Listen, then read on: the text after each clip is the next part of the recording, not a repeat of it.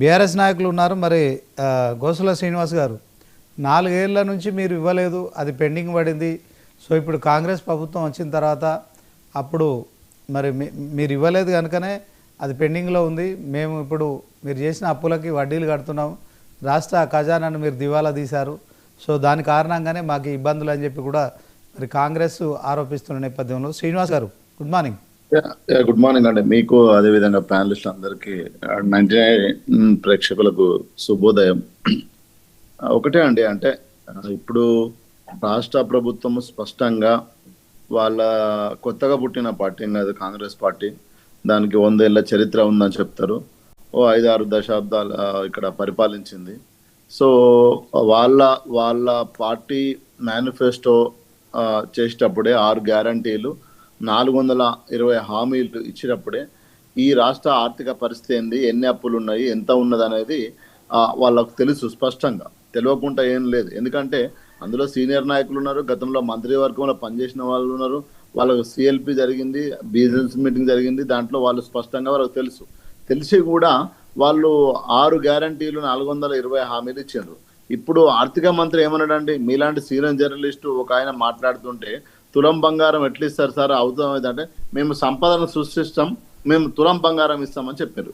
ఇప్పుడు 6 గ్యారంటీలలో ముసలవ్వ మా అవ్వలకు అయ్యాలకు 4,000 ఇప్పుడు తీసుకుంటే ముఖ్యమంత్రి 2,000 వస్తాయి, అప్పుడు తీసుకుంటే 4,000 వస్తాయి అన్నారు. అంటే నేనేం ఎందుకు గుర్తు చేస్తున్నాడు, ఇది విమర్శ కాదు. అంటే వాళ్ళ దగ్గర ఆర్థికవేత్తలు ఉండి, సీతాంబరం లాంటి వాళ్ళు ఉండి, మేము మన్మోహన్ సింగ్ వాళ్ళతో మాట్లాడినాము, ఇదంతా ఎక్సైజ్ చేసే మేము ఈ గ్యారంటీలను మేము అమలు చేస్తామని చెప్పారు స్పష్టంగా. ఆ రోజు వాళ్ళకి ఆర్థిక పరిస్థితి తెలుసు అంటే తెలుసు. ఓన్లీ 4 ఓట్ల కోసం మాత్రమే ఆ గ్యారంటీలు చెప్పారు, ఆ వారంటీలు చెప్పారు, ఓట్లు వేసుకున్నారు. Okay good. తర్వాత వచ్చిన తర్వాత ఏమైందండి, స్వయాన ముఖ్యమంత్రి ఇడని లంక బందలు ఉంటాయనుకున్నా లంక బిందెలు లేవన్నాడు. ఇది ముఖ్యమంత్రి, ఇది కాన్స్టిట్యూషన్, మన అందరికీ కూడా ముఖ్యమంత్రి ఏదైతే మాట్లాడుతుందో దట్ ఇస్ రికార్డెడ్. సో అంటే ఆయనకి ఏ మాత్రం అవగాహన లేకుండా మాట్లాడుతున్నా అనేది, ₹1 రాక రూపాయి పోక ఉంటుందండి. పొద్దున వస్తుంది, సాయంత్రం పోతుంటుంది.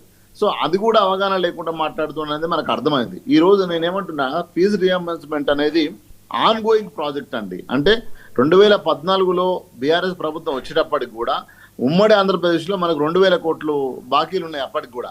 సో నేనేమంటున్నా, ఈ ఆరోగ్యశ్రీ కావచ్చు, లేదంటే ఇప్పుడు ఫీజు రియంబర్స్మెంట్ కావచ్చు, మిగతా ఏవైనా కూడా ద కంటిన్యూ ప్రాసెసెస్, ఇవేవి కట్ ఆఫ్ త్రూ చేసి ఇచ్చేటివి కావు. సో దాన్ని అర్థం చేసుకోవాలి. గత ప్రభుత్వం ఉందంటే, ఇప్పుడు కాంగ్రెస్ ప్రభుత్వం 2,000 కోట్లు ఇచ్చిందని బీఆర్ఎస్ ప్రభుత్వం అనుకుంటా కూర్చుంటే ఊకోదు కదా.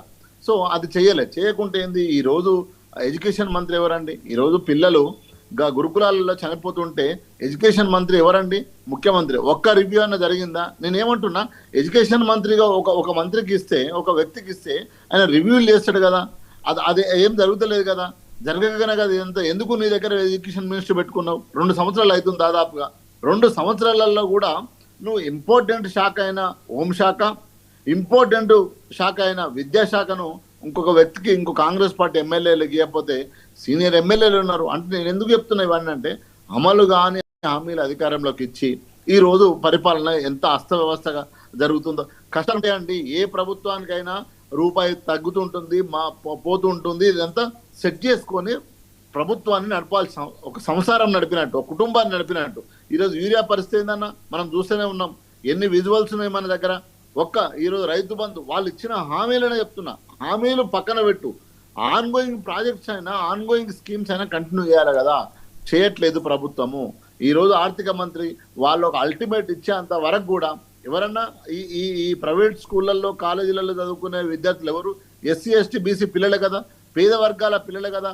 ఆ రోజు కేసీఆర్ గారు అన్న 1000కి పైగా గురుకులాలు స్టార్ట్ చేసి పేద బ్రాహ్మణులకు కూడా వివేకానంద స్కాలర్షిప్ అని పెట్టి, ఓవర్సీస్ స్కాలర్షిప్ అని పెట్టి బయటికి పంపిన చరిత్ర ఉంది స్పష్టంగా, పేద బ్రాహ్మణ విద్యార్థులకు కూడా. అంటే నేనేమంటున్నా, ఒక చిత్తశుద్ధి ఉండి, ఒక కమిట్మెంట్ ఉండి, ఒక కన్సర్న్ ఉంటే ప్రభుత్వాన్ని ముందుకు తీసుకపోవచ్చు. ఎవరైనా మాట్లాడితే వింటారు. నిన్నటి దానికి ఎందుకు డైలాగ్ చేయలేదు? శ్రీనివాస్ గారు ఒక నిమిషం కాంగ్రెస్ నాయకులు ఉన్నారు, హెచ్ఆర్ మోహన్ గారు, వారితో మాట్లాడదాం. నేనేమంటున్నా అంటే, మీరు ఇచ్చిన హామీలు, మీరు ఇచ్చిన కన్సర్న్ చూపిస్తే ప్రభుత్వం ఇంకా 3 సంవత్సరాలు ఉండాలి.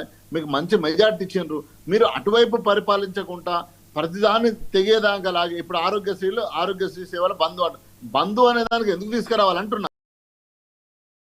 ఓకే, ఏదైతే ఓకే, హాస్పిటల్ మేనేజ్మెంట్ తో కూర్చొని మాట్లాడాలి కదా, ఓకే. డైలాగ్ చేయాలి కదా. ఓకే శ్రీనివాస్ గారు, మోహన్ గారు, హెచ్ఆర్ మోహన్ గారు, గుడ్ మార్నింగ్ అండి. హెచ్ఆర్ మోహన్ గారు మ్యూట్లో ఉన్నట్టున్నారు. దిలీపాచారి గారు, బీజేపీ నాయకులు. నమస్తే అండి, నమస్తే, అందరికి నమస్కారం. ప్యానెల్లో ఉన్న పెద్దలకి అదేవిధంగా 99 ప్రేక్షకులకి గుడ్ మార్నింగ్.